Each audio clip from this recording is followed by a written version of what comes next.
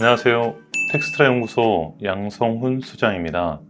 저는 직장생활은 94년부터 10년간 삼성에서 고 이건희 회장 비서와 기획 업무를 하였고 2006년부터 법인 컨설팅을 해오고 있습니다. 고객사는 160개사 정도고 절세 금액은 약 1,000억 정도 되는 것 같습니다. 네, 소장님, 이번 시간에는 어떤 영상을 준비하셨나요? 오늘은 지난 방송에서 말씀드린 것처럼 법인의 얼굴인 정관에 대해서 좀 심도 있게 알아보는 시간을 가졌으면 좋겠습니다. 정관, 아마 대표님들이 많이 들어보셨을 거예요. 그리고 뭐 대출을 받든 아니면 이제 뭐 컨설팅을 받든 어떤 대외적인 평가를 받든 정관을 갖고 오세요, 정관을 보여주세요라고 이야기를 많이 하시는데 네네. 사실 대표님께서 정관 부분들을 보시는 기회도 이제 그걸 살펴보거나 그걸 어떻게 바꿔야 되는지 그리고 이제 사회에 몰두하다 보시면 이 부분이 어떻게 이게 중요한 부분인지 사실 모르시는 경우가 많이 있어요. 그리고 사건이 벌어져야지 이 정관이 중요하구나 알잖아요. 네네. 사실 그때는 늦으시는 것 같고 그러면 정관이 정확하게 기업의 규정이라는 건 알겠는데 정확하게 어떤 역할을 하는지 또 어떤 항목으로 구성되는지에 대해서 설명해 주시면 좋을 것 같아요. 정관은 제가 방금 전에 기업의 얼굴이라 그랬지 않습니까? 네. 회사의 조직 체계와 운영을 위한 핵심 문건입니다. 네. 그래서 이 정관을 어떻게 작성하느냐에 따라서 우리 회사의 경영 기법들이 다양해질 수 있고요. 정관은 구성되는 요소는 보통 6가지에서 7가지 정도로 테마를 잡을 수 있고요. 우선 총칙 부분이 있고 그 다음에 주식과 주권, 사채, 주주총회, 이사와 이사회, 그리고 감사, 그 마지막 장이 회계 이렇게 구성된다고 이해하시면 되겠습니다. 그럼 구성이 법으로 정해져 있는 건가요? 법으로 정해져 있진 않고요. 네. 아까 말씀드린 대로 조직 체계와 운영을 위한 핵심 문건이라고 그랬지 않습니까? 네. 그래서 조직 체계 또 운영과 관계된 그 요소들을 구성하다 보면 앞서 말씀드린 7가지 정도로 요약이 가능합니다. 다양한 경험에 의해서 그러면 이게 정관이라는 것 자체가 기업마다 조금씩 달라질 수가 있겠네요. 다 다르다고 보셔야죠. 우선은 상법에 대해서 좀 말씀드리면 네. 상법은 935개 조문과 부칙으로 구성이 되어 있고요. 우리가 이 등기 관련해서 좀 말씀드리면 네. 민법에서 규정하고 있는데 영리법인에 대한 등기를 상업등기라 하고요. 비영리법인에 대한 등기를 법인등기라 합니다. 그래서 앞서 말씀드린 상법 935개 조문을 이 상업등기법에 따라서 구분하고 있는데 어떻게 구분하느냐? 정관을 만들 때 무조건 8가지가 들어가야 되는데 그거를 절대적 기재사항이라고 하고요. 네. 그리고 상법 조문 중에 40에서 45가지 정도가 해당하는데 이 상대적 기재사항이라고 해서 정관에 포함하면 실행할 수 있고 정관에 포함하지 않으면 실행할 수 없는 조문들이 있습니다. 그래서 상대적 기재사항이라고 하고요. 그 나머지 한 870, 80개 조문은 우리가 선택하지 않아도 또 선택해도 그냥 무조건 할 수 있는 임의적 기재사항으로 구분하고 있습니다. 그래서 정관에서 정말 조심해야 되는 건 상대적 기재사항을 어떤 것들을 넣느냐가 관건입니다. 그래서 아까 이야기한 것처럼 기업마다 전부 다 다르다고 한 것들이 그렇죠. 이 기업에 유리한 부분들을 잘 선택적으로 상대적으로 잘 넣어야 되겠네요. 그렇죠. 만약에 이런 것들이죠. 가족 주주만 있다 그러면 주식의 양도 제한 규정을 두면 이상한 일인 거죠. 또 뭐 이렇게 주급 납입이 늦어졌을 때 주급 납입 지체에 대한 뭐 기타 이 과태료 같은 걸 낸다라고 하면 맞지 않잖아요. 네, 그러니까 가족 주주만 있다면 주식의 양도 제한 규정 같은 건 없는 게 맞는 거죠. 이렇게 회사의 그런 조직 체계 또 주주 구성 이런 부분들 감안해서 필요한 조문들을 넣는 겁니다. 그렇게 설명해 주시니까 좀 이해가 빠르고요. 그러면 제가 내용들을 들어서 그냥 수정하고 개정했음이라고 그냥 매달 업데이트가 이렇게 나오면 되는 건가요? 그렇지는 않고요. 네. 이 정관이 아까 가장 핵심 문건이라 그랬는데 정관을 개정하는 작업은 주총의 보통결의, 특별결의, 특수결의가 있지 않습니까? 특별 결의에 해당하는 내용이고요. 아, 네. 발행주식 총수의 3분의 1 이상 주주가 참석하시고 참석 주주의 3분의 2 이상이 동의하셔야 정관을 개정하실 수 있는 겁니다. 네, 이런 법적 절차를 다 따라서 네. 진행하셔야 됩니다. 아, 방금 이야기를 해주시니까 그래서 적절한 지분 배정, 그다음 특별 결의를 할 수 있도록 지분을 배정하는 것들도 이야기 설명해 주셨던 영상들도 기억에 남는 것 같고요. 그러면 방금 이 개정을 하잖아요. 개정을 하면 뭔가 이 부분이 개정 시기라는 부분이 되게 중요할 것 같거든요. 네네. 여기에 대해서 어떤 누가 확인해 주는 사람이나 어떤 그런 작업을 하는 부분들이 있나요? 상법상 네. 정관을 개정하시게 되면 맨 마지막에 개정된 걸 인정해 줍니다. 다만 과세관청에 대해서 이제 대항력이 좀 필요해지는데 네. 우리가 공증을 받잖아요.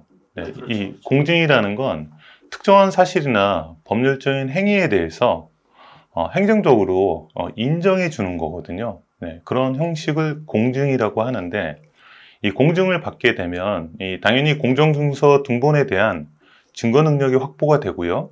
외부 대항력을 갖게 됩니다. 이때 외부 대항력이라고 하면 과세관청을 말한다고 이해하셔도 무방합니다. 아, 공증을 받게 되면 그런 이제 법적인 문서로 효력이 있다라는 부분들을 알게 되는 거네요. 네, 상법상은 맨 마지막에 수정된 정관을 인정해 주지만 과세관청이 봤을 때는 뭔가 세금을 덜 냈다던가 아니면 추궁할 일이 있으니까 네, 정관을 보지 않겠습니까? 네. 그때 과세관청이 인정해 주는 건 공증받은 서류여야 됩니다.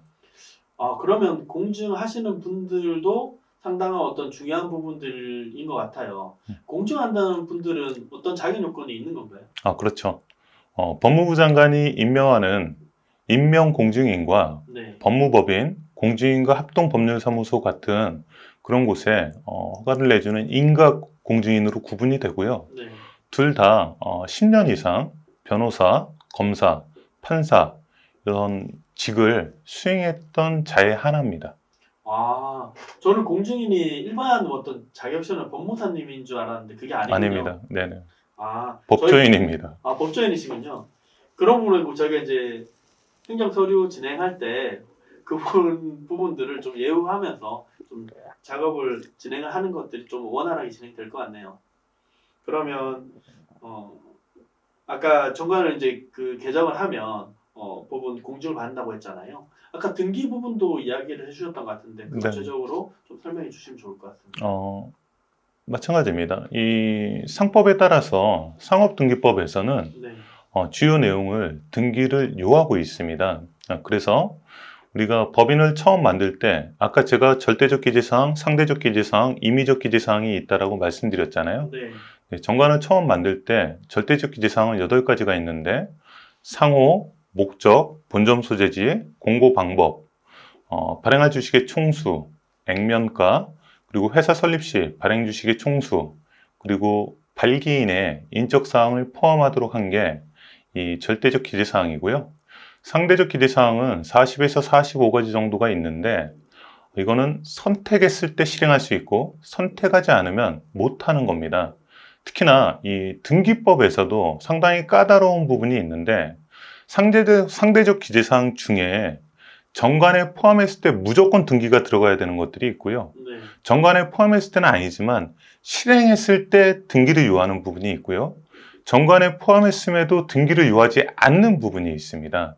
그래서 상대적 기재사항이 까다로우면서도 어려운 부분이고요. 예를 좀 들어드리면 정관에 포함했을 때 무조건 등기가 들어가야 되는 건 주식 매수 선택권, 그리고 주식의 양도 제한 규정 같은 것들, 그리고 실행했을 때 등기가 들어가야 되는 것들은 종류 주식이 가장 대표적이라고 말씀드릴 수 있고요. 그리고 포함했지만 등기를 요하지 않는 상대적 기재사항으로 대표적인 게 임원 재규정이라고 이해하시면 되겠습니다. 임의적 기재사항은 등기를 요하지 않고 저희가 채택하지 않아도 누구나 어느 법인이나 다 할 수 있는 상법 조문들입니다. 와, 선생님 이거는 그냥 기본적인 사항인 것 같은데 또 모르실 분들도 더러 있을 것 같아서 그럼 등기를 한다는 거는 법인 등기를 우리가 떼잖아요. 거기에 나오는 서류에 포함된다는 부분인 건가요? 네, 그렇죠. 등기부등본에 네. 표시가 돼야 되는 내용들입니다. 그러니까 법인 등기를 뗐을 때 반드시 표시돼야 되는 사항들, 그리고 그게 정관에 포함됐을 때 필수적으로 그 등기부 등본을 뗐을 때 나와야 된다는 거죠. 네, 그렇죠. 앞서 말씀드린 절대적 기재 사항 8가지가 있지 않습니까? 네. 그 8가지 중에 네. 정관을 전면 개정하게 되면 발기인에 대한 정보는 이후에는 빠집니다. 그러면 7가지가 남지 않습니까? 네. 상호, 목적, 본점 소재지, 공고 방법, 발행할 주식의 총수, 액면가, 회사 설립 시 발행 주식의 총수. 이 7개 조문에 대해서 각각의 상업등기부가 있습니다. 네, 그러다 보니까 이 절대적 기재사항 7가지 중에 뭐 1개를 수정하신다, 뭐 3개를 수정하신다. 각각 등기 비용이 다르게 나옵니다. 그러면 제가 얼핏 들기에 되게 번거로운 작업인 것 같고, 그 다음에 이런 수정 부분들이 또 빈번해지면 또 비용적인 부분이나 시간적인 로스가 많은 것 같아요. 그래서 초기 때 이런 부분들을 좀 다 반영해서 진행하는 게 더 유리할 것 같아요. 맞나요? 그렇죠. 네, 처음에 네. 정관을 정말 잘 만드실 필요가 있고요. 네. 우리가 좀 더 말씀드리면 상법 935개 조문 중에 2012년 4월 15일 날 250개 조문이 재개정되었습니다. 네, 근데 일선에 있는 이 법무사님들 중에 그 젊은 법무사님들은 요즘에 많이 바뀌신 것 같아요. 신상법 기준에 정관을 많이 제공하는 걸 봤고요. 대신에 이제 법무사 자격을 오래전에 따신 법무사님들은 아직도 옛날 상법 기준으로 정관을 드리는 경우를 종종 보고 있습니다. 그렇죠. 이게 시대가 변화된 만큼 이제 그 부분의 트렌드를 반영해야 되는데, 아무래도 이제 오래된 문서의 장점도 물론 있겠지만 장점은 거의 없고요. 네. 그게 이제 건 바이 건으로 네. 맡길 때마다 네. 수임료 받지 않습니까? 네. 네, 그러다 보니까 그게 법무사 사무실 운영비가 되거든요. 맞습니다. 네, 그래서 구상법 기준에 정관을 많이 드리고 있습니다. 물론 그런 분들도 사실 있으시겠지만 대부분이 아마 그렇지 않으시니까, 그리고 또 이 영상을 보신다고 하시면 항상 세법도 그렇고 어떤 법령 부분들도 매년 개정이 되는 부분들을 체크해서 회사가 적절하게 유리하게 대표님들이 피해받지 않도록 개정하는 것들이 반드시 필요한 것 같아요. 그 부분에서도 우리가 이제 사업 목적 부분들을 이제 많이 이야기하시거든요. 저는 이런 사업을 할 줄 몰랐는데 사업 목적을 추가해야 된다. 그 사업 목적을 왜 추가해야 되고 어떻게 어떤 항목을 보면서 추가해야 되나 보면 분류표가 상당히 많이 있더라고요. 네네. 그래서 그 부분에 좀 헷갈리는 부분들이 있는데 그 부분에 대해서 선생님께 설명해 주시면 좋을 것 같아요. 사업 목적은 네. 법인이 사업을 할 수 있는 영역을 표현하는 거고요. 많으면 많을수록 좋습니다. 네, 일반적인 대기업들이 갖고 있는 사업 목적을 정관을 한번 확인해 보시면 통상 40개에서 70개 정도의 사업 목적을 나열하고 있습니다. 이 사업 목적을 추가하시거나 아니면 사업 목적을 뭐 어느 걸 보고 확인해야 되느냐라고 이제 문의하시는 분들이 많은데, 통계청에서 작성하는 한국표준산업분류 코드라고 있습니다. 그 한국표준산업분류 코드 중에 그 코드가 이렇게 나옵니다. C 1, 2, 3, 4, 5 이렇게 만약에 나온다 그러면 앞에 C를 대분류라고 하고요. 네. 그 이후에 숫자 2자리를 중분류, 세 번째를 소분류, 네 번째를 세분류, 다섯 번째를 세세분류라고 하는데요. 세세분류에 있는 내용을 사업 목적으로 추가하시면 전혀 문제가 없고요. 한국표준산업분류 코드는 11차 코드가 지금 쓰이고 있고요. 2024년 7월부터 적용되고 있습니다. 작년 7월부터 적용된 거네요. 네네. 그래서 11차 코드 부분들이 적용됐는지 다시 한번 확인하시면 될 것 같네요. 그거는 확인하는 게 아니고요. 네. 사업 목적을 그 11차 네. 한국표준산업분류 코드 세세 분류에 있는 내용을 네. 적어 가셔야 네. 등기가 가능하고요. 만약에 내용이 맞지 않게 되면 보정 처리를 받을 수 있습니다. 그럼 추가적으로 또 등기소를 가야 되죠. 반드시 사업 목적을 추가할 때는 최신 이제 지금은 11차 한국표준산업 분류 코드 기준을 적용해야지 등기가 제대로 된다는 이야기죠. 네네. 그리고 이제 홈페이지에 이런 부분들을 공지해야 되는 경우가 있잖아요. 인터넷 공고 말씀하시나요? 네, 맞습니다. 네네네. 그런 부분에 대해서 혹시 유의할 사항들이 있으실까요? 인터넷 공고 부분은, 네. 네, 그것도 2012년 4월 15일부터 풀어드리는 거고요. 인터넷 공고를 등기를 치실 때 네. 유의하셔야 될 점은 네. 당연히 홈페이지가 있어야 되고요. 네. 거기에 공고란이나 게시판 같은 게 있어서 네. 실제로 우리가 인터넷 공고를 한다라고 했으면 네. 띄울 수 있는 부분이 필요하잖아요. 네. 네, 그래서 공고나 게시판이 있어야 보정 처리 없이 등기 처리가 가능하다고 말씀드리겠습니다. 근데 인터넷 공고는 정확히 어떤 부분들 때문에 해야 되는 건가요? 회사가 공고해야 되는 부분들이 있잖아요. 네. 네, 공고 의무 사항들이 있습니다. 그러한 부분들을 공고할 때 본래는 일간 신문에 그 공고하는 게 기준인데 인터넷 공고 방법까지 추가된 거죠. 그래서 만약에 인터넷 공고를 넣으시게 되면 무조건 인터넷에 공고하셔야 됩니다. 그리고 이제 선생님 이제 계속 이제 이야기하시다 보면 총 발행 주식의 총수 부분들을 이야기를 해주시고 뭐 나중에 이제 추가 발행을 하는 부분들도 필요할 수 있다라고 이야기를 해주셨는데 그러면 이제 이게 처음부터 이렇게 그 주식이 총수에 이상적으로 해야 되는 기준들이 있을 것 같아요. 그 부분에 대해서 설명해 주시면 좋을 것 같습니다.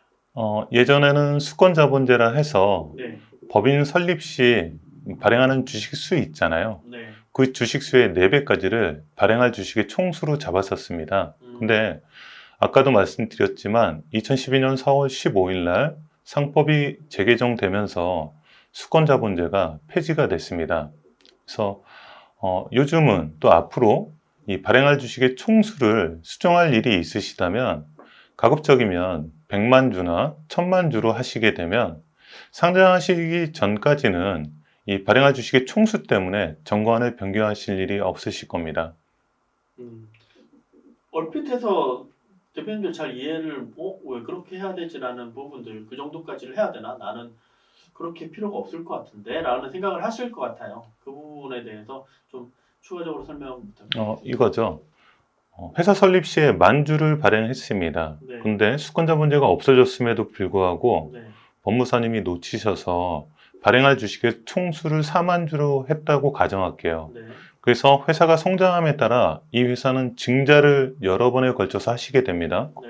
그래서 만약에 증자를 하셔서 지금 발행된 주식이 35,000주인데 추가적으로 10,000주를 더 발행해야 되는 이유가 발생할 수 있잖아요. 네. 네, 그때는 이 발행할 주식의 총수 40,000주를 더 올리신 다음에 증자를 하셔야 됩니다. 그럼 네. 불필요한 그러니까 행정 절차가 생기는 그렇죠. 그래서 거예요. 네. 발행할 주식의 총수는 가능하면 100만 주나 1000만 주 정도 하시면 네. 증자하실 때 그것 때문에 정관을 바꾸시는 일이 안 생기는 거죠.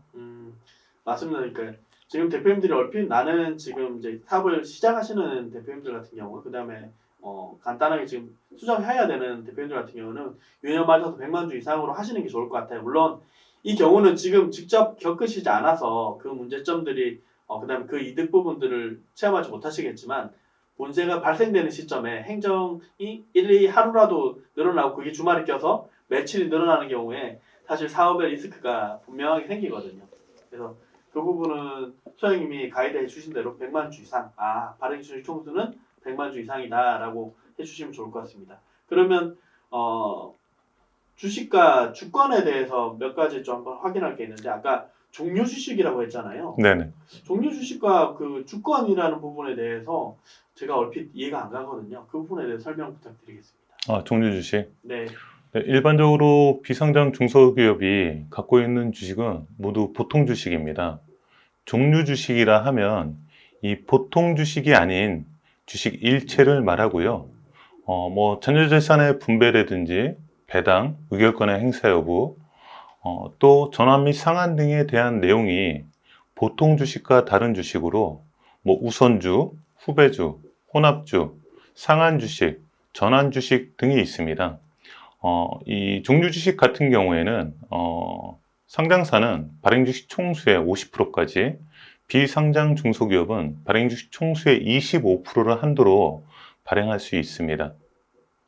그럼 종료 주식을 왜 아까 이야기 설명을 이런 부분을 발행한다라고 하고 25%로 제한은 둔다는 부분도 있는데 제한 둔 이유도 있을 것 같고 종류 주식만의 뭐 특징이라든지 이런 부분들을 좀 설명해 주시면 좋을 것 같거든요. 특징은 지금 말씀드린 대로 네. 이 배당에 대한 권리, 네.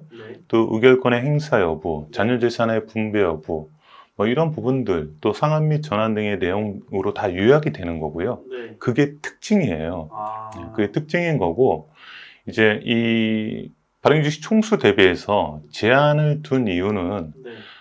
종류 주식이 나오게 되면 각각의 주총도 별도로 열어야 됩니다. 그러니까 관리 로스가 많이 생기게 되죠. 네, 근데 상장사 같은 경우에는 어찌됐든 수많은 주주들이 계시고 객관화된 주총을 하지 않습니까? 근데 이제 비상장 중소기업 같은 경우에는 주총을 실질적으로 여는 경우는 많지 않거든요. 네, 그게 다 로스로 적용한다고 보시면 되겠습니다. 그래서 상장사에 비해서도 제한 규정을 좀 더 두고 있다라고 이해하시면 되겠습니다. 네. 제가 이해하기로는 이런 것 같아요. 이제 그 주식 부분이 보통 주식이 있고 그다음에 용도에 맞게 그 사용을 제한하거나 그런 부분 특징을 제한해서 사용해야 될 경우가 생기는데 거기에서 이제 정확한 그 목적에 맞게 사용할 수 있도록 종류 주식이 필요한 것 같고 거기에 대한 이제 그 제반되는 이야기인 것처럼 행정 절차들이 많기 때문에 25%로 제한한다 효율적으로. 그러면 아까 주권 부분들도 이야기를 네네네. 해주셨거든요. 주권도 설명을 부탁드리겠습니다. 주권은 주주에게 부여하는 이런 회사의 그런 권리를 보장하는 거고요. 주권을 통해서 주주권이 양도된다라고 이해하시면 됩니다. 네, 그리고 이 주권에는 보통 전자주권, 통일규격주권, 비규격주권 이 세 가지로 구분이 가능하고요. 우리가 정관에서 통상 8조에서 9조에 보시게 되면 어느 회사 정관에는 거의 비슷합니다. 또 주권이라는 말이 나와요. 이때 주권은 뭐냐면 주권 일매로 몇 개의 주식수를 나타내는가에 따라서 그것도 주권이라는 말로 표현하고 있습니다. 그래서 1주권, 100주권, 1000주권, 만주권 이런 식으로 구분하는 거고요. 상법상 이 8종까지를 한도로 하고 있다고 이해하시면 됩니다. 이렇게 주권을 이렇게 단위로 8종까지 나누는 이유가 뭔가요? 더 많아지면 네. 네, 만약에 비상장 중소기업은 통일주권을 많이 발행하게 되는데 네. 네, 자세하게 나눠질수록 주식을 최소로 발매할 수 있습니다. 다만 상법상 기준을 8종까지로 한도를 두고 있는 거죠. 큰 주식을 발행해야 될 때 작은 단위로 발행을 하면 생각보다 많은 주권들이 발행돼서 그런 부분들을 좀 세세적으로 단위 부분들을 나누는 것 같네요. 네, 그렇죠. 우리가 이제 주권을 발행해야 되는 경우들이 있어요. 네. 뭐냐면 자기 주식을 하고자 하는데 네. 기존의 주식이 이미 가족들에게 스프레드가 되어 있는데 네. 추가적으로 스프레드 하면서 세금을 최소로 내고 싶을 때 이제 통일주권을 발행해야 되고요. 이거는 뭐냐면 주식에 이름표를 붙이는 작업을 하시는 거라고 이해하시면 됩니다. 또 하나는 기존에 자녀들이 주식을 갖고 있는데 아버님이 사업 승계를 통해서 추가로 본인이 갖고 있는 지분을 넘기고자 할 때 기존 주식과 이번에 넘어오는 주식을 구분을 해야 됩니다. 네, 그때 이 통일주권을 발행해서 네, 주식에 다시 이름표를 붙이게 되죠. 아마 대표님들은 지금 이제 당면한 부분들을 겪지 않으면 이 부분의 중요성을 모르실 수도 있을 것 같은데 아마 실제로 겪는 과정에서 되게 중요한 부분이고 이거를 주식을 이렇게 분류하는 과정은 되게 중요한 부분이라서 아마 이 부분은 지금 기록해 두셨다가 나중에 문제가 발생했을 때 이런 부분은 체크해 주시면 될 것 같아요. 그리고 신주인수권 제3자 배정이라는 부분들도 이야기가 나왔는데 이 부분이 뭐 어떤 장점이 있나요? 신주인수권 관련해서는 네. 본래 기존 주주는 신주를 발행할 때 본인이 갖고 있는 지분율에 비례해서 네, 배정받을 권리가 있고요. 우리가 제3자한테 신주 배정을 하는 경우가 있습니다. 이때는 이제 회사의 재무구조, 개선 활동이 주 핵심이 되는데 예를 하나 들어드리겠습니다. 액면가 10,000원짜리인 주식이 지금 시가 10만 원을 합니다. 그러면 제3자한테만 증자할 때는 이때 용어를 상법적으로는 불균등 증자라고 하고요. 불균등 증자는 액면 증자는 불가하고 시가 증자만 가능합니다. 네, 그러면 이 외부 그 제3의 주주는 주당 10만 원에 주식 수를 곱한 금액이 출자 금액이 되겠죠. 그럼 회사 입장에서는 주당 10만 원을 예로 들어드리면 10만 원 중에 만 원은 액면가잖아요. 네. 이 만 원은 자본금으로 들어가는 거고요. 남은 9만 원은 자본 잉여금 중에 주식 발행 초과금으로 9만 원이 잡히게 됩니다. 거기에 주식 수를 곱한 금액이 해당 계정으로 다 잡히게 되겠죠. 그럼 말씀드린 대로 자본 항목은 자본금, 자본잉여금, 자본조정, 포괄손익 누계액, 이익잉여금 요 5가지로 구성되게 되는데 들어오는 출자금 전액이 자본금과 자본잉여금으로 다 잡히게 되지 않습니까? 네. 그러면 부채 비율을 획기적으로 개선하게 되죠. 네, 부채 비율은 자본분의 부채니까. 네. 네, 그러면서 재무구조 개선이 되는 겁니다. 그래서 신주인수권의 3자 배정을 하는 거군요. 네, 이 신주인수권을 제3자 배정할 때도 네. 해당 내용도 상대적 기재사항입니다. 그래서 정관에 해당 내용이 없으면 정관을 개정하시고 네, 제3자 배정하셔야 됩니다. 부채를 줄여야 되는 경우, 네, 네, 부채 비율을 줄여야 되는 네, 경우, 재무구조를 개선할 수 있죠. 그러면 우리가 이제 그 주식을 이야기하면 자기 주식을 빼놓을 수 없잖아요. 물론 그런 네네. 영상들도 따로 다뤘고, 정관에서 자기 주식 부분들도 설명해 주시면 좋을 것 같아요. 이 자기 주식 부분도 2012년 4월 15일 날 상법 개정되면서 네, 네, 비상장 중소기업도 활용할 수 있도록 배려해준 하나의 솔루션입니다. 네, 자기 주식은 보유 목적과 소각 목적으로 구분하게 되어 있고요. 이 보유 목적은 양도소득세가 붙고요. 이 취득원가 계산을 할 때는 선입선출법을 적용하고 있습니다. 소각 목적은 이 해당하는 세목은 의제배당으로 간주해서 배당소득세가 붙고요. 취득원가 계산은 평균법을 적용하고 있습니다. 앞서 설명드렸던 이 토지주권 발행이 필요한 것들이 이 소각할 때 또 보유할 때 이전에 갖고 있던 주식과 구분하는 작업으로 토지주권을 발행하는 거고 그렇게 함으로써 큰 절세 혜택을 보는 겁니다. 이 자기주식 보유 같은 경우에는 20에서 25%의 양도소득세율을 이용하는 거고요. 소각은 증여공제를 통해서 배당으로 빠지지만 배당 차익을 최소화시키도록 노력하는 겁니다. 소장님, 2012년 4월 15일 기준으로 상법이 많이 완화됐잖아요. 네, 그렇죠. 네, 그리고 이제 그 부분에 대해서 보완하기 위해서 세법 매년 강화되고 있고, 그리고 지금 보시는 것 같이 이제 상법 부분들도 개정을 하겠다는 부분 발의가 많이 되고 있는 것 같은데, 지금 이런 부분들 상황에서 대표님께서 그 지금 유효하다고 해서 다음에도 유효하지 않고 세법뿐만 아니라 상법도 강화가 많이 된다라고 하면 대표님들이 그 시기 부분들을 좀 당겨야 될 것 같은데, 그 소장님이 보시기에는 2025년에 그다음에 2026년 향후 부분이 상법이 어떤 식으로 개정이 될 것 같다라는 부분들 이야기해 주시면 좋을 것 같아요.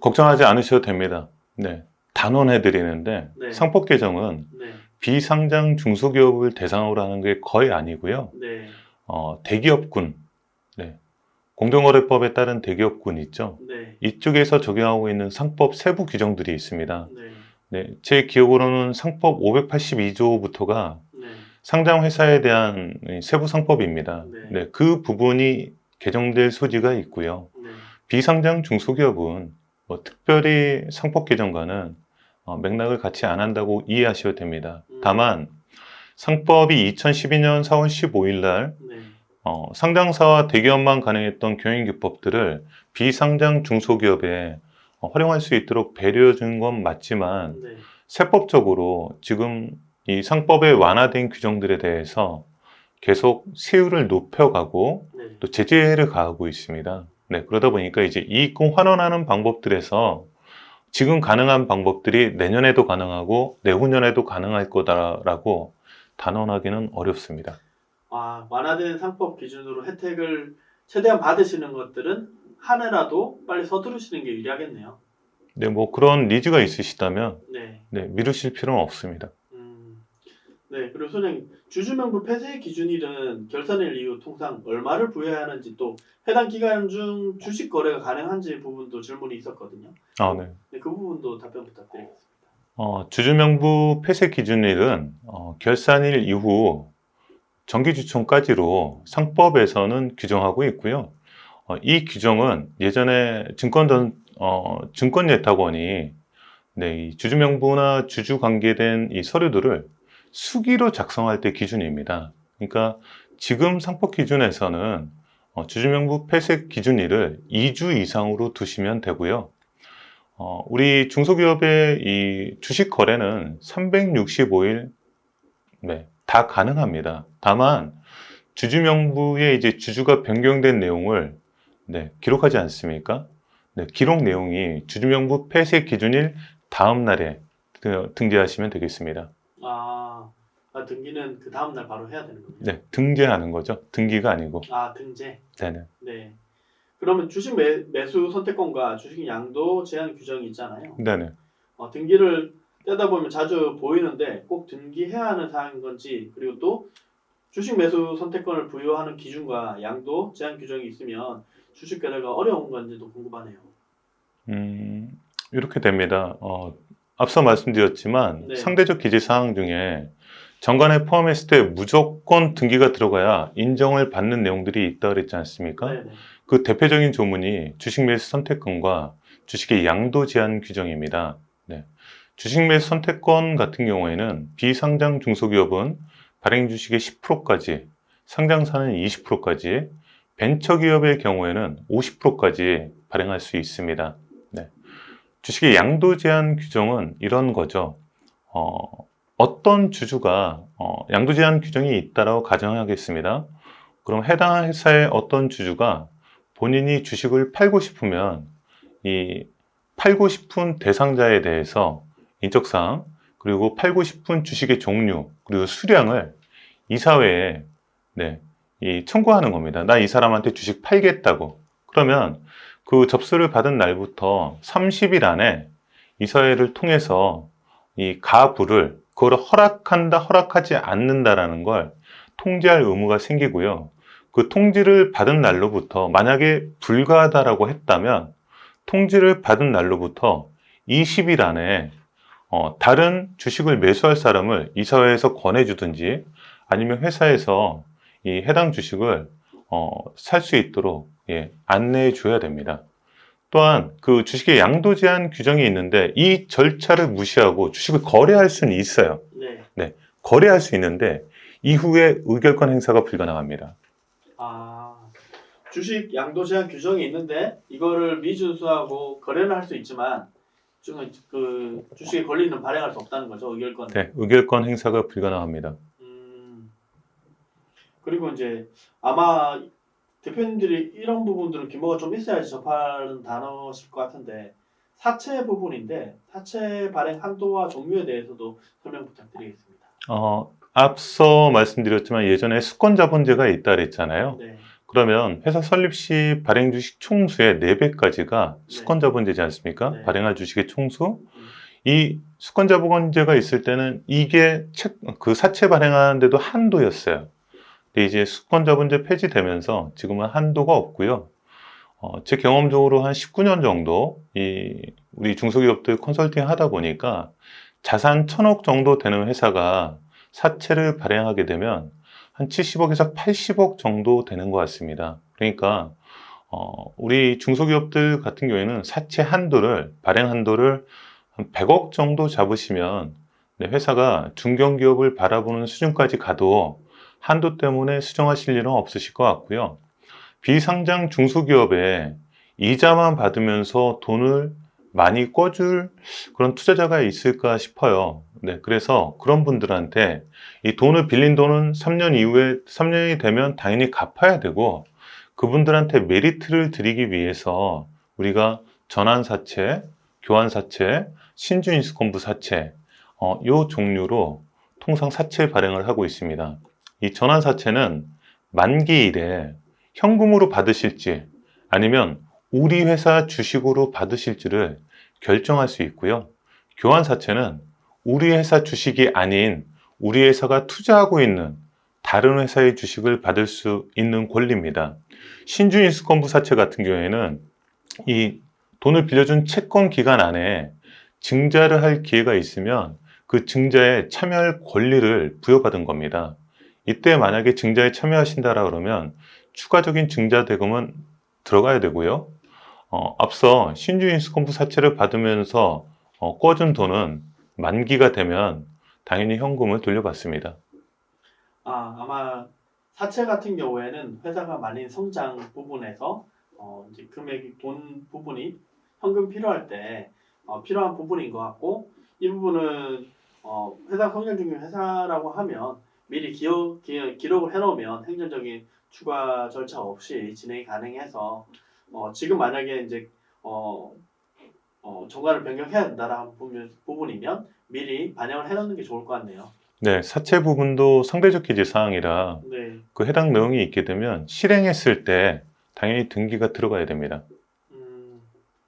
그러면 아까 이제 계속 이야기를 해주시면서 주주총회 그다음에 결의 방법 부분, 주주총회 부분들을 이야기를 해주셨는데 결의 방법 부분에 대해서 주의해야 할 사항들을 설명해 주시면 좋을 것 같아요.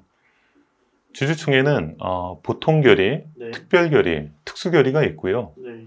이 각각의 기준을 좀 말씀드리면 보통 결의는 발행주식 총수의 4분의 1 이상 참석 주주 2분의 1 이상의 동의로 처리가 되고요. 특별 결의는 발행주식 총수의 3분의 1 이상 주주 참석 주주의 3분의 2 이상의 동의로 처리되고 특수 결의는 100% 주주 참석, 100% 동의로 의결됩니다. 네, 이 법인의 일반적인 사항은 다 보통 결의로 처리한다라고 이해하시면 되고요. 네. 앞서 말씀드렸지만 정관 변경이나 주요 사업의 양수도, 네. 임원의 해임 이런 것들이 이제 특별 결의고요. 특수 결의는 임원의 회사에 대한 손해배상 책임을 면해주거나 주식회사를 유한회사나 유한책임회사 또는 유한회사나 유한책임회사를 주식회사로 전환할 때 특수 결의를 합니다.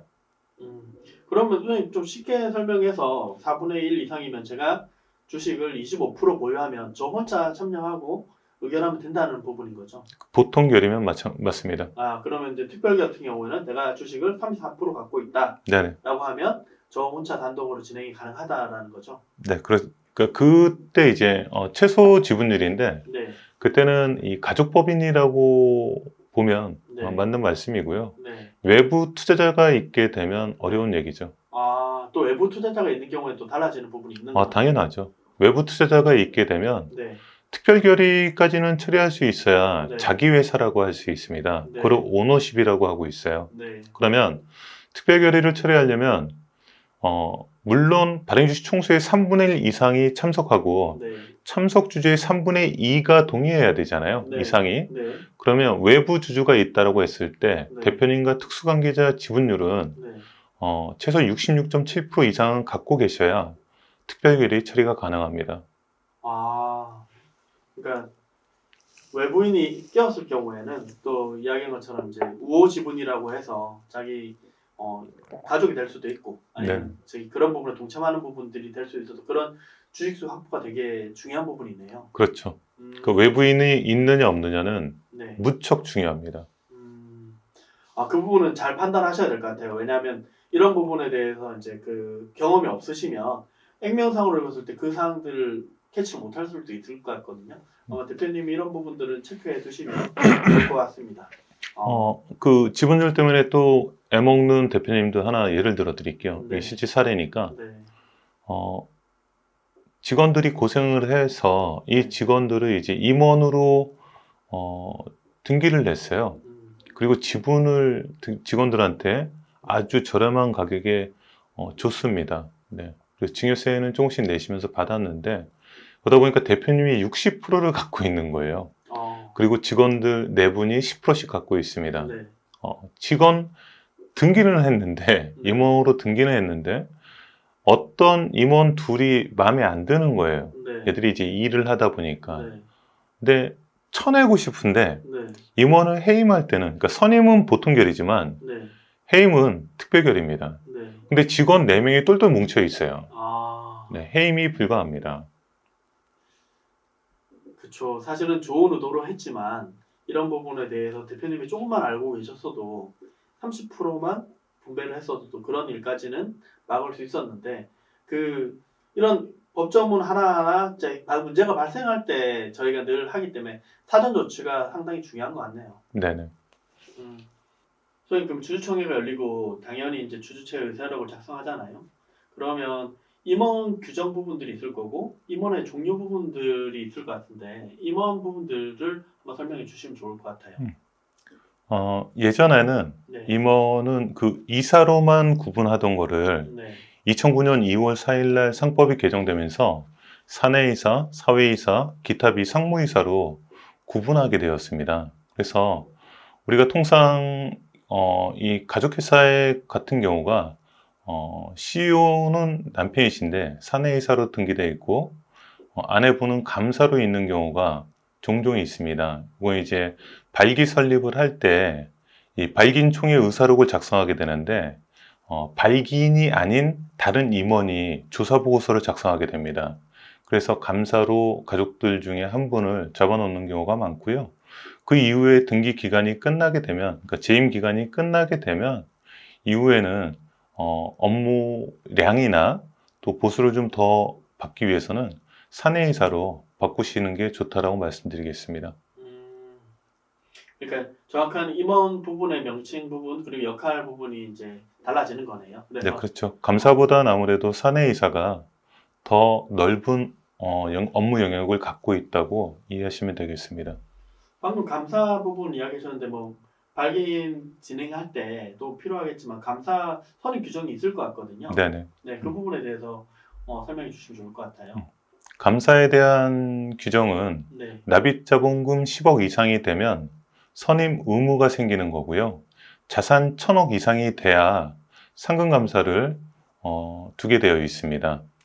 상금 감사라고 하는 거는 당시 네, 우리 회사에 머물면서 정말 감사의 업무를 네. 수행하는 거죠.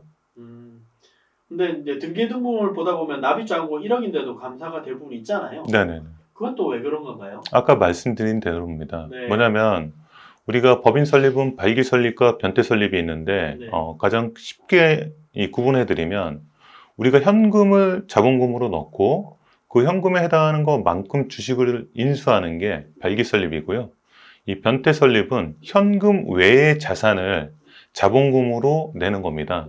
가장 대표적인 게 부동산, 현물 출자 같은 게 있는 거죠. 그러한 형태를 변태 설립이라고 합니다.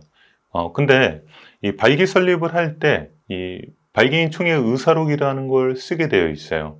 그때 조사 보고서가 함께 들어가게 되는데 조사 보고서는 발기인이 아닌 다른 임원이 조사 보고서를 쓰게 되어 있습니다. 그러다 보니까 1인 설립인 경우에 지금 2001년 7월 24일부터는 발기인 1인으로도 법인 설립이 가능하거든요.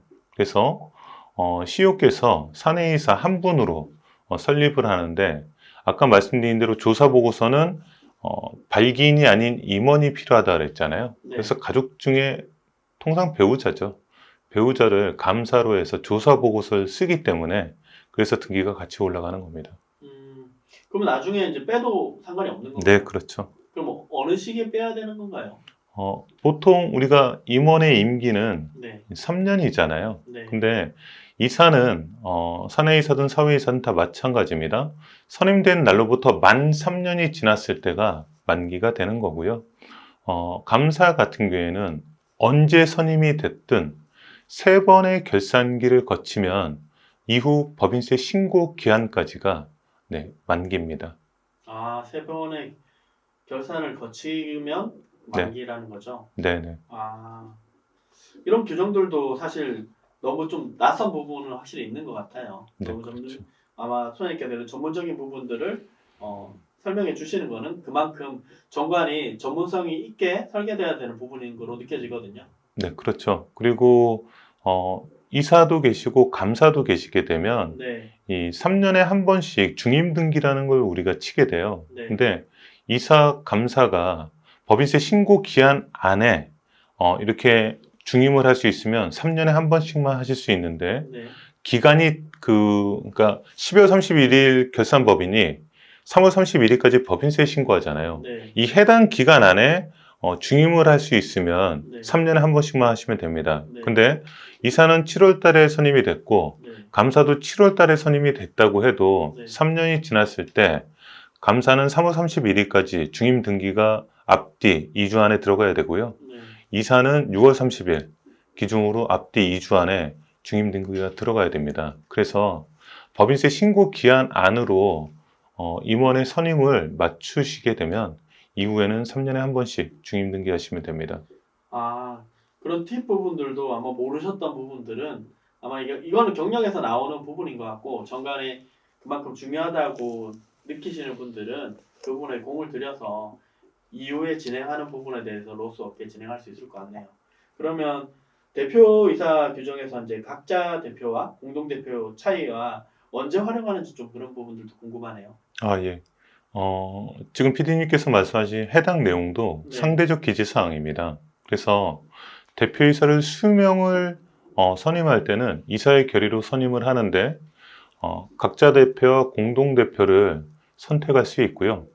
각자 대표는 두 분이든 세 분이든 한 분이 오케이 하면 무조건 실행되는 겁니다. 공동대표제는 공동대표 전원이 오케이 해야만 실행되는 거고요. 각자 대표제는 통상 쓰이는 경우가 친구 간에 동업하거나 아니면 회사의 규모가 이제 너무 커져서 한 분의 대표님만으로는 업무 수행이 어려울 때 각자 대표제를 하고요. 공동대표제는 아까 말씀드린 대로 공동대표 전원이 동의해야 업무가 실행된다 그랬잖아요. 그래서 가업 승계를 하는 경우에 이 수중자가 1차적, 그러니까 수중자는 지분을 받을 아드님이겠죠. 그래서 아드님이 1차적으로 경영적인 판단을 하고 증여자, 아버님께서 최종적으로 다시 확인하면서 오케이 할지 노 할지를 결정하시면 되고 이러한 경영 판단을 하시면서 의사결정 과정에서 아드님이 왜 그렇게 판단을 했는지 그래서 지금 업계나 우리 회사의 처지에서는 해당 사안을 안 하는 게 좋겠다 아니면 실행해도 괜찮겠다 라는 것들을 통해서 아버님이 경영 수업하기에 그러니까 경영을 지도하는 거죠. 그쪽으로 가장 좋은 방법이라고 안내드리겠습니다. 아, 네. 선생님께서 말씀해 주시니까 어떤 경영 능력이 동급에 있었을 때 각자 대표제를 진행하면 될 것 같고 그게 아니라 또 승계 과정이라든지 아니면 그 가족이 꼭 아니더라고 하더라도 아직 그 경영을 혼자 단독으로 처리하기에는 리스크가 있다라고 봤을 때는 공동 대표제로 가는 게 더 효율적인 것 같네요. 네, 맞습니다. 네. 그러면 임원의 보수와 이제 퇴직금, 유족 보상금 등이 정관의 별지 형태로 많이 회사들이 준비하잖아요.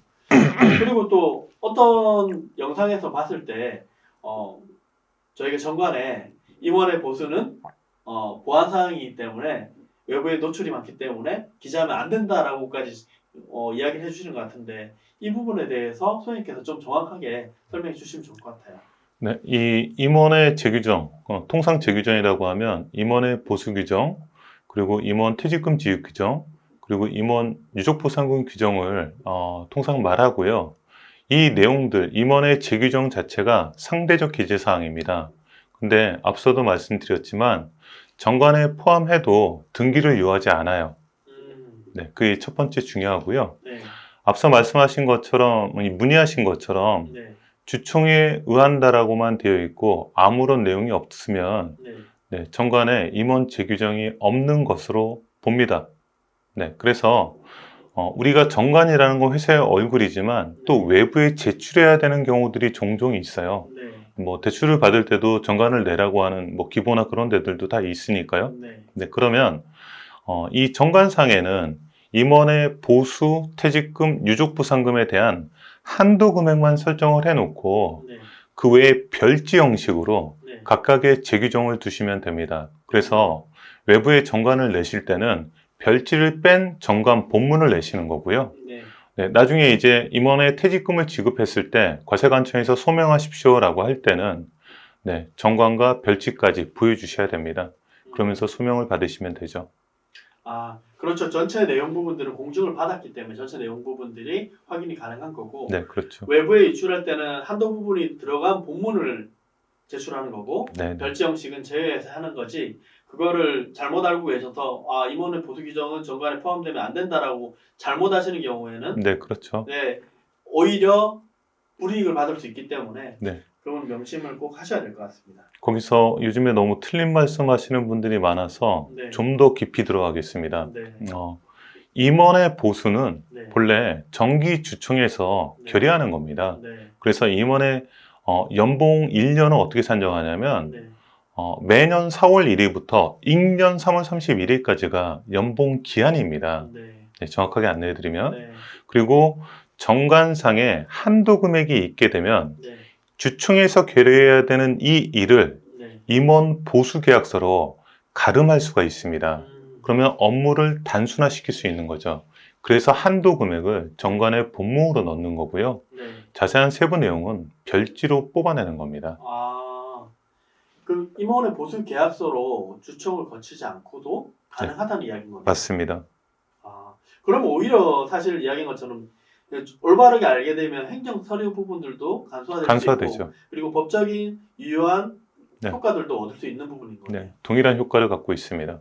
정관이 사실 워낙 오래되기도 했고 이제 일반 문서들이 양식들이 많이 떠돌기도 하기 때문에 대표님들이 그냥 하면 되다라고 생각할 수도 있겠지만 이게 소장님 이야기를 들어보면 상당히 전문적인 분야네요. 그렇죠. 이 전문성에 따라서 법적으로 갈렸을 때 문제를 어떻게 해결할 수 있는지 그리고 해결할 수 없는지 그리고 시기적인 부분들도 행정 일 자체가 이제 많이 추가되기 때문에 그 부분들도 아마 유념하면 좋을 것 같습니다. 그러면 네, 소장님 이렇게 자세히 이제 설명해 주셨는데 이사회나 또 감사를 진행하게 되면 이사회의록과 감사록을 작성하고 기명 나열하는 부분들이 당연히 필요하잖아요. 네네. 네, 그리고 또 이제 정관의 마지막 아까 회계 부분들도 이야기해 주셨는데 회계 상황에서 이익금 처분을 두는데 이때 주의할 점들이 있나요? 이익금 처분 조문은 대부분의 그 회사의 정관에 다 들어 있고요. 네. 2019년에 한 회사에서 한 해 수익이 많이 났습니다. 그러다 보니까 임원들만 특별 상여금으로 이익금을 환원해 갔는데 국세청으로부터 가지의금 판정을 받았습니다. 그래서 이익금의 처분 그 규정 안에 임원의 상여금이라고 들어있는 그 정관들이 있어요. 근데 그거는 빼시는 게 맞고요. 만약에 앞서의 사례처럼 연말에 많은 수익금이 나서 추가적인 비용 처리도 필요하고 또 이익금도 일정 부분 환원해 가겠다라고 하시면 임직원 특별상여를 통해서 성과 공유 기업으로 인정받는 게 좋고요. 이때는 임원이 만약에 300% 정도 가져간다라고 하면 월 급여의 300%라고 하면 직원은 150% 정도, 그러니까 2배 정도 안에서 조정하시는 게 가장 합리적입니다. 네, 소영이 방금 이야기를 해주시니까 성과 공유 기업 부분들은 영상에서 많이 언급했잖아요. 네네. 그만큼 이제 그리고 어떤 주제는 다르더라도 그런 용어들이나 그런 부분들이 많다라고 하는 거는 상당히 대표님한테 유리한 항목들이라는 거거든요. 네, 그렇죠. 네, 그래서 저희가 이제 대표님한테 드리고 싶은 말씀은 저희 이제 영상을 시청하시는 대표님들은 많이 아실 거예요. 근데 아시는 데에서 그치는 것은 사실 의미가 없어요. 그래서 그 부분을 정확하게 적용할 수 있도록 그리고 적용하시면서 또 문의사항들이 생기시면 바로 질의하셔서 그 시기에 결정하지 않으시면 내년도에는 또 달라지고 이 영상이 또 세월이 지나고 나면 또 달라지는 부분들이 많기 때문에 시간을 내셔서 이 문제점들에 집중을 하셔서 바로 해결하시는 것들이 가장 올바른 선택이실 것 같아요. 준비금의 자본 전입에 대해서도 추가로 설명해 주시면 좋을 것 같아요. 네, 해당 내용은 상법 461조고요. 네, 준비금이라는 건 상법상 법정 준비금을 의미합니다. 법정 준비금은 자본 준비금과 이익 준비금이 있고요. 우리가 재무제표를 만들 때는 회계 처리하지 않습니까? 회계상으로 동일한 계정은 상법상 자본 준비금과 회계상 가장 일치하는 계정은 주식 발행 초과금이 거의 비슷합니다. 그리고 상법상 이익준비금은 회계상 이익준비금과 동일하고요. 그래서 말씀드린 자본준비금을 재원으로 증자하는 걸 무상증자한다라고 합니다. 우리가 유상증자, 무상증자를 기준할 때는 주주로부터 돈이 나오느냐, 안 나오느냐를 기준하는 겁니다. 그래서 무상증자의 재원이 자본준비금이라고 이해하시면 되겠습니다. 네, 선생님 그러면 배당 관련해서도 조문이 어떤 것들이 있는지 설명 부탁드리겠습니다. 배당은 현금 배당, 그 다음에 중간 배당, 현물 배당, 이런 부분들을 많이 쓰고 있고요. 중간 배당과 현물 배당에 대한 부분은 앞서 말씀드린 상대적 기재 사항입니다. 그래서 현물 배당은 현금 외에 부동산이나 회원권 등을 배당할 때 주로 활용되고 있습니다. 선생님께서 이제 제가 아까 네. 현금 배당이라 했는데 이익 배당이죠. 이익 배당, 중간 배당, 현물 배당 요 조문들을 많이 쓰고 있습니다.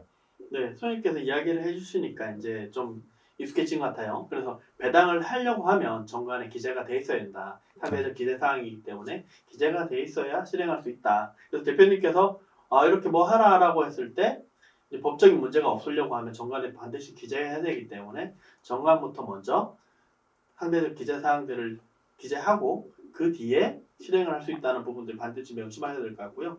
그러면 여기서 지금 정관에 대해서 워낙 이제 깊이 있게 이야기해 주셔서 이렇게 시간이 많이 흘렀는데요. 우리 대표님들이 배당을 하고 싶은데 현금이 여유가 없는 경우도 있잖아요. 네, 그렇죠. 네, 예전에 이제 특수관계에서 차등 배당이 가능한 마지막 시기일 때 그때는 2020년이죠. 네네. 그런 때는 어떻게 하면 좋을까요? 배당은 하고 싶은데 네, 현금이 없는 경우에. 그런 때는 네. 우리가 배당을 결의하게 되면 네. 한 달 이내에 배당금을 지급해야 되고요. 네. 배당을 결의한 달부터 그 다음 달이 2월이잖아요. 네. 2월 10일까지는 배당소득세 원천징수 세액을 내야 됩니다. 15.4%죠. 네. 그 15.4% 낼 돈만 있다면 배당을 결의하시고 그 돈은 못 주겠죠. 네. 네, 세금 지원만 있었으니까. 네. 그렇게 되면 미지급 배당금으로 잡게 됩니다. 그래서 결의일로부터 3개월 이내에는 미지급 배당금으로 회계 처리가 가능하고요. 만 3개월이 지나면 배당금의 지급 시기 의제라고 그래요. 네. 그래서 미지급 배당금이 가수금으로 전환하게 됩니다. 가수금은 PD님께서도 아시는 것처럼 이자는 못 받지만 회사에 돈이 있을 때 언제든지 가져갈 수 있는 돈이지 않습니까? 네. 네, 그렇게 처리하시면 되겠습니다. 선생님, 가수금이 장기적으로 있었을 때 뭐 저희가 불이익이나 이런 것들 없나요? 아무래도 부채 비율이 나빠지죠. 가수금이라는 건 네. 회사가 빌린 돈으로 보는 거거든요. 줘야 되는 돈이니까. 네. 그러면 부채 중에 유동부채로 가수금을 인식합니다. 그러니까 당연히 부채 비율이 나빠지겠죠. 네. 그러니까 앞서 물어보셨던 배당은 하고 싶은데 네. 지금 회사에 돈은 없고 네. 조만간 네. 돈이 들어올 예정이라든지 네. 아니면 차등 배당이 올해까지만 가능하니까 네.